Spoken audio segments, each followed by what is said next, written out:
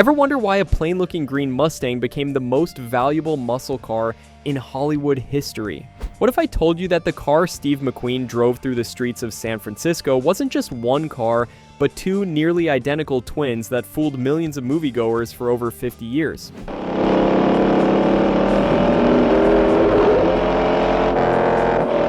Today we're counting down 20 weird facts about Frank Bullitt's 1968 Fastback Mustang that even the most diehard car enthusiasts probably don't know. From hidden camera mounts welded to the frame to McQueen's desperate attempts to buy the car back years later, we're revealing the untold story behind cinema's most legendary chase car. So buckle up and hit that subscribe button, because this ride gets wild.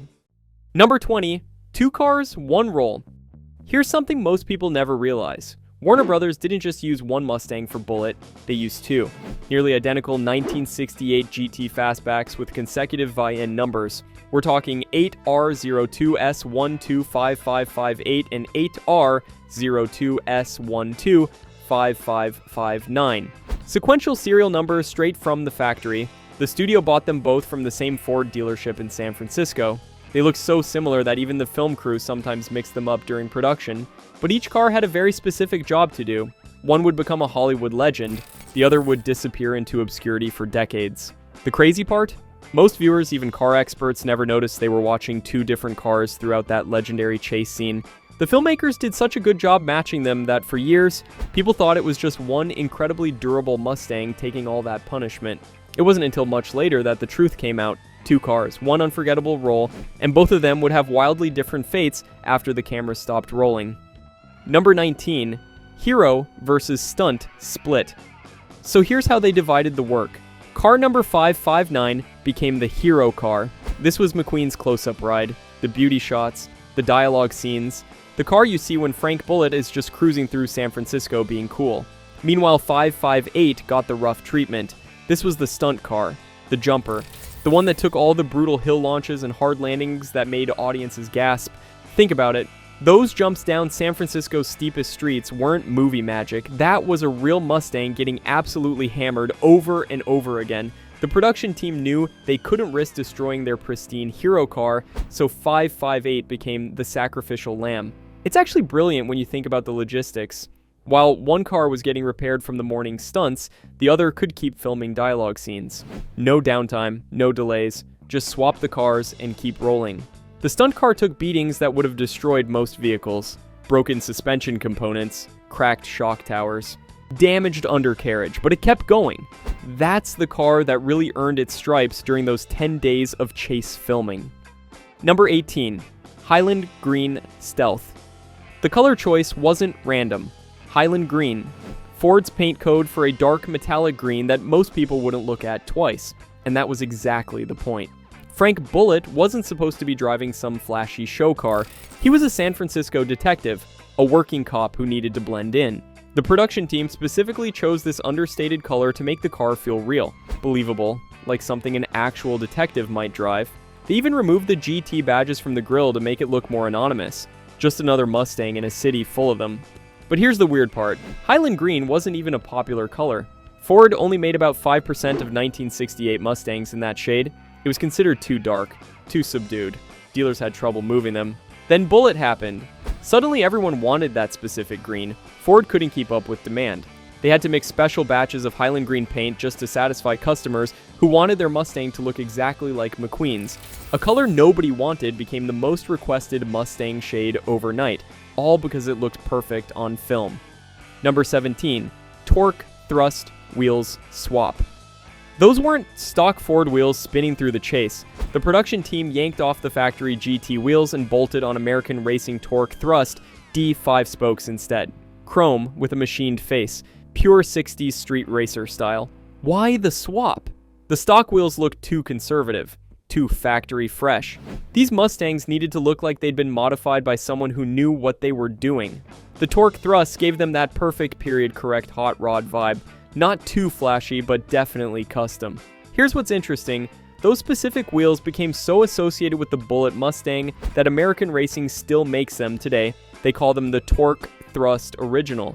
Exact same design from 1968. People buy them just to make their Mustangs look more like McQueen's car.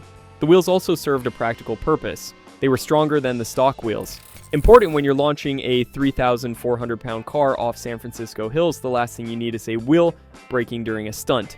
These could take the punishment, and they looked incredible doing it. Number 16. Max Balchowsky upgrades. Max Balchowsky wasn't just some mechanic, this guy was a racing legend. Built cars that beat Ferraris and Jaguars with American V8s. When the Bullitt production team needed someone to make these Mustangs chase ready, they called Max, and he didn't mess around. First thing he did was reinforce the shock towers with heavy steel plating. Those massive jumps were going to tear the front suspension right out of the car otherwise. Then came racing. Springs, Coney adjustable shocks, thicker sway bars front and rear, camera mounts welded directly to the frame. The cars needed to handle like race cars but still look stock. Balchowsky also tweaked the engines, headers, less restrictive exhaust, careful tuning to keep them running strong take after take. Remember, these cars had to perform the same stunts dozens of times for different camera angles. Reliability was everything. The modifications were so well done that most viewers never noticed them. The cars just looked like regular Mustangs that happened to handle impossibly well. That was Balchowsky's genius, making race car performance invisible to the camera. Number 15. Louder, meaner V8. The sound was everything. That growling 390 cubic inch FE engine needed to thunder through the chase without any dubbed sound effects. This was 1968, no digital audio sweetening. What you heard was what the car actually sounded like. So they modified both engines to be louder and meaner. Custom exhaust headers replaced the stock manifolds. The mufflers were basically straight-through designs that barely muffled anything. When McQueen hammered the throttle, you felt it in your chest. The engines were also tuned for maximum response. Bigger carb jets, advanced timing, higher idle speed to prevent stalling during the constant stop-and-go filming. They needed instant power on demand. No hesitation, no bog, just immediate violent acceleration every single time. Here's something most people don't know. The production actually had to tone down the exhaust note in some scenes because it was drowning out the dialogue. The cars were that loud, but during the chase, full volume, no holding back. That sound became as iconic as the cars themselves. Even today, Mustang owners try to replicate that exact exhaust note. Number 14. Camera mounts underbody. Getting those incredible low-angle shots required some serious metal work. The crew literally welded steel tubes across the rocker panels to create mounting points for cameras. We're talking heavy-duty rectangular tubing strong enough to support 30-pound film cameras bouncing over rough pavement. These weren't temporary mounts either. They cut into the body structure and welded them permanently in place. The camera sat just inches off the ground, giving viewers that incredible sensation of speed. You could see the pavement blurring past. Feel every bump and jump. It put audiences right in the action. The mounting system was so robust it could handle the massive G-forces during the hill jumps. Cameras stayed locked in position even when the car was airborne. No shake, no wobble, just perfectly stable footage that made the chase feel visceral and real. They also mounted cameras to the front bumpers, the rear deck, even inside the engine bay. Each mount had to be precisely positioned and absolutely bulletproof. One loose camera during a stunt could have been catastrophic. These modifications permanently altered the cars, but the footage they captured changed cinema forever. Number 13. Trunk holes for cables. The trunk of both Mustangs looked like Swiss cheese by the time filming wrapped. The crew had drilled and cut multiple holes through the trunk floor to run thick electrical cables and control wires. These weren't small discrete openings either. We're talking 2-inch diameter holes for heavy-duty power cables that fed the cameras and lights. The cars basically became rolling film studios. Batteries in the trunk powered everything. Camera controllers sat in the back seat with monitors and switches. Miles of cable snaked through the car, connecting it all. They even installed a secondary electrical system separate from the car's normal wiring. Couldn't risk the filming equipment draining the battery and stalling the car mid-chase. The modifications were so extensive that water would pour into the trunk whenever it rained. The crew had to cover the cars with tarps between takes. After filming, these holes made the cars basically unusable in wet weather, but during production, nobody cared about long-term damage. They needed those cables routed, and drilling through the trunk was the fastest solution. Form followed function, and function meant getting the shot no matter what. Number 12. Backup lights deleted. Small details made the difference. The production team removed the reverse lights from both cars. Why? They wanted the rear end to look as clean and simple as possible. No unnecessary chrome, no extra badges, just pure, stripped down muscle. The GT emblems came off too. Even the small Mustang horse emblems got yanked in some spots. They wanted these cars to look like they'd been modified by someone who cared more about performance than appearance. Like a real street racer had gotten their hands on them and deleted everything non-essential. It also helped with continuity. With two cars playing one role, the fewer identifying features, the better. Removing trim pieces made it harder for viewers to spot the switch between the hero and stunt cars.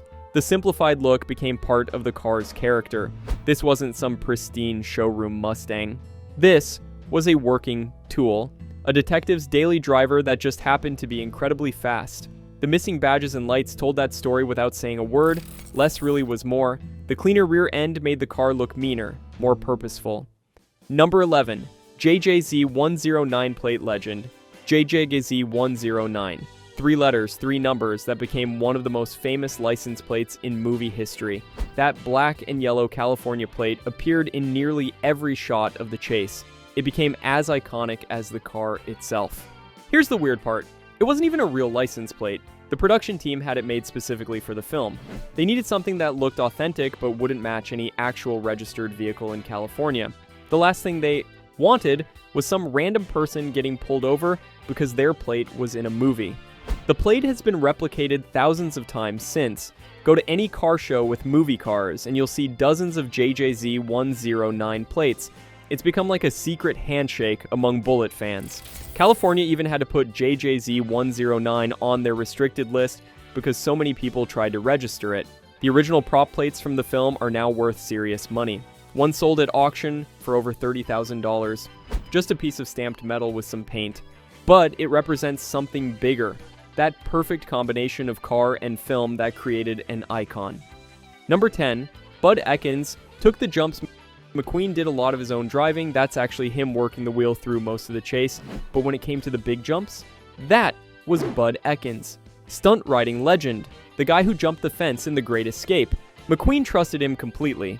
And for good reason. Ekins could make a car do things that seemed impossible. Those massive launches down Taylor Street where the Mustang goes completely airborne, that's Ekins. He'd build up speed, hit the crest of the hill at exactly the right angle, and send 3,400 pounds of Detroit iron flying through the air.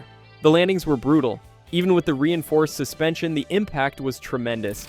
Ekins later said his back took such a beating that he could barely walk after some takes. But he kept going. Take after take. Jump after jump. The production needed multiple angles of each stunt, so Ekins would launch that Mustang over and over until they got it perfect. McQueen might have been the star, but Ekins was the one taking the real risks, making it look easy when it was anything but. Number 9. Daily Driver Aftermath. Here's where things get really weird. After filming Wrapped, the hero car didn't go to a museum or get preserved as a piece of Hollywood history. It got sold to a Warner Brothers employee who used it as his daily driver. Then it got sold again to a guy in New Jersey named Robert Kiernan, and he used it as the family car. We're talking grocery runs, school drop-offs, road trips. This legendary movie car was just living a normal life on the East Coast. The Kiernans knew what they had, but they didn't baby it. The car developed a clutch problem, so they parked it in their garage in 1980, and there it sat for decades, hidden away, accumulating dust and spider webs while the world wondered what happened to the Bullitt Mustang. The family turned down multiple offers to sell it. They just wanted to keep it. This piece of cinema history was sitting in a regular garage in Tennessee, unknown to the world. It wasn't until 2018 that they finally revealed the car still existed. 40 years of mystery solved. Number 8. McQueen tried to buy it. Steve McQueen never forgot about that Highland Green Mustang. In 1977, he tracked down Robert Kiernan and wrote him a letter. McQueen wanted his car back, he offered to buy it, said he'd give Kiernan a good price, even suggested they could work out a trade. Kiernan said no, politely but firmly declined. Can you imagine turning down Steve McQueen? But Kiernan wasn't interested in selling. Not to McQueen. Not to anybody. McQueen apparently tried again through intermediaries. Still no dice. The car meant something to the Kiernan family that money couldn't touch. It's kind of poetic when you think about it. McQueen was the king of cool. Could have anything he wanted except the one car that helped make him a legend. He never got to own the Bullitt Mustang again. He died in 1980, and the car remained hidden in that Tennessee garage. The rejection letter from Kiernan is now part of the car's history, proof that even Steve McQueen couldn't always get what he wanted. Number 7. Long-lost stunt shell. The stunt car, number 558, just vanished after filming. Everyone assumed it was scrapped, too damaged from all those jumps to be worth saving. For decades, Mustang hunters searched junkyards and barns looking for it. Nothing. The car had seemingly disappeared off the face of the earth. Then, in 2017, nearly 50 years after Bullitt, it surfaced in Mexico. A car restorer in Baja California had been sitting there for years. Nobody knew what it was. The car was rough, really rough. White paint over the Highland Green, lots of non-original parts. Evidence of serious structural damage that had been crudely repaired, but the VIN number checked out. This was it, the jumper car, the one that took all the punishment. How it got to Mexico remains a mystery. The ownership trail goes cold after the movie. Someone drove it down there and abandoned it, or sold it cheap. The car that helped create one of cinema's greatest chase scenes ended up rusting in a Mexican salvage yard. It's been authenticated now, under restoration. Another piece of the Bullitt puzzle found after half a century. Number 6. Historic registry status. In 2020, something unprecedented happened. The Hero Bullitt Mustang became the 21st vehicle added to the National Historic Vehicle Register. This isn't some casual honor. This is the Library of Congress officially recognizing a car as nationally significant to American heritage. It sits alongside Rosa Parks' bus and the oldest surviving American automobile. Think about that. A movie prop Mustang is now considered as historically important as vehicles that changed the course of civil rights. They did a complete documentation, 3D laser scanning, detailed photography of every component, all archived permanently in the Library of Congress. Future generations will be able to study every detail of this car. The registry specifically noted its influence on American car culture, how it changed the way people thought about Mustangs, about muscle cars in general, about what a chase scene could be. This wasn't just about the car being in a famous movie. It was about how that movie car influenced millions of people, shaped an entire generation's idea of what cool looked like. That's the kind of cultural impact that gets you into the Library of Congress. Number 5, auction record breaker, January 2020, Mecum Auctions, Kissimmee, Florida. The hammer falls at $3.74 million. The Hero Bullitt Mustang just became the most expensive Mustang ever sold at auction. Not some rare Shelby, not a one-off concept car, a used 1968 Fastback with 150,000 miles on it. The bidding was insane. Started at $3,500 and just kept climbing. The room went silent around $2 million, then the heavy hitters started battling. The final buyer remains anonymous, $3.74 million for a car that originally sold for about $3,200. That's a return of over 1,100 times the original price.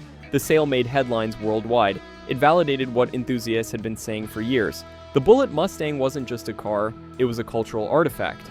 The price reflected its significance not just to car collectors, but to American cinema history. Other movie cars have sold for big money, but nothing touched this. It reset the entire market for Hollywood vehicles, proved that the right car with the right provenance was worth whatever someone would pay. Number 4. Sequential VIN twins. Let's talk about those VIN numbers again because this is actually incredible. 8R02S125558 and 125559. Sequential serial numbers. These cars rolled off the Metuchen, New Jersey assembly line one right after the other. September 25th, 1967. Same day, same shift. Probably within minutes of each other. What are the odds that two cars built back to back would end up starring in the same movie? Ford made hundreds of thousands of Mustangs that year. These two could have gone anywhere. Different dealers, different states, different lives entirely. Instead, they both ended up at the same San Francisco Ford dealer. Both got sold to Warner Brothers. Both became part of cinema history. It's like they were destined to be together. The sequential VINs also made authentication easier decades later. When both cars resurfaced, experts could verify they were the actual Bullitt cars. No question, no doubt. The numbers match the studio documentation. Two twins, separated after filming, reunited by their consecutive serial numbers 50 years later. Number 3, 1. Coat, repaint, quirk. After filming Wrapped, the hero car needed some cosmetic work. It had taken its share of abuse even though it wasn't the main stunt car, so it got a quick repaint. But here's the thing, they only did one coat, a single layer of Highland Green over all the battle scars. You could still see evidence of the filming underneath, stone chips, scratches, places where the paint was thin. This wasn't a proper restoration. It was just enough to make the car presentable for sale.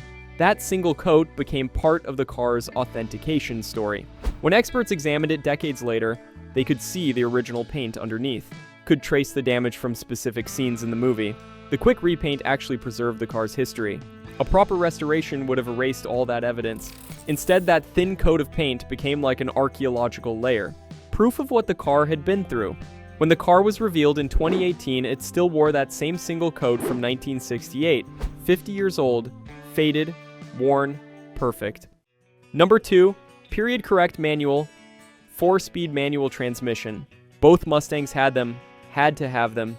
The chase wouldn't have worked with automatics. McQueen needed to bang through the gears. Show that aggressive shifting. Make the audience feel every gear change. The transmissions took incredible abuse. Imagine doing dozens of hard launches for every jump shot, clutch dumps at high RPM, speed shifts without using the clutch. These gearboxes were getting hammered harder than most race cars. Ford's top-loader 4-speed was tough, but even it had limits. The stunt car's transmission was rebuilt at least once during filming. The constant launching and landing was destroying synchronizers, grinding gears to dust, but they kept fixing it and sending it back out. The manual transmission also gave McQueen more control during the chase. He could keep the engine in its power band, engine brake into corners, chirp the tires with perfectly timed shifts. All that added to the raw, visceral feel of the chase. An automatic would have been smoother, easier, boring. The manual made it real, made it feel like McQueen was really fighting to control that car. Number 1, street sleeper philosophy. Here's the ultimate weird fact about the Bullitt Mustang. It was designed to not look special. Everything about the build philosophy was anti-flash. Make it fast, but keep it subtle.